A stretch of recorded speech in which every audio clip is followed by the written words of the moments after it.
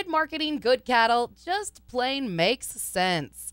Cattle feeder Sam Hands explains. Granted, we do have more risk because we retain that ownership all the way in through the packing plant. But in our case, we have found it to be very beneficial and rewarding financially to capitalize on that quality. And so I think as the industry has worked to raise the quality of their cattle, that has been their way to accomplish and realize the return. Even as national quality grades have increased, the value difference between higher grading cattle and their select counterparts has widened. The economics of anything works on supply and demand, and it continually shows us that there's ongoing growing demand for high quality product. A prime carcass has been worth as much as $314 more than a select when marketed on a grid in the past year.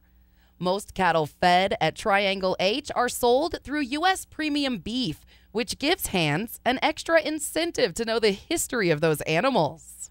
We look a lot at the genetics of cattle that come into our feed yard.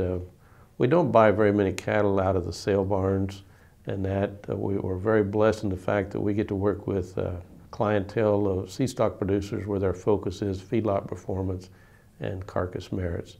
In light of that procurement strategy, Hands fully embraces this marketing and recommends it to others.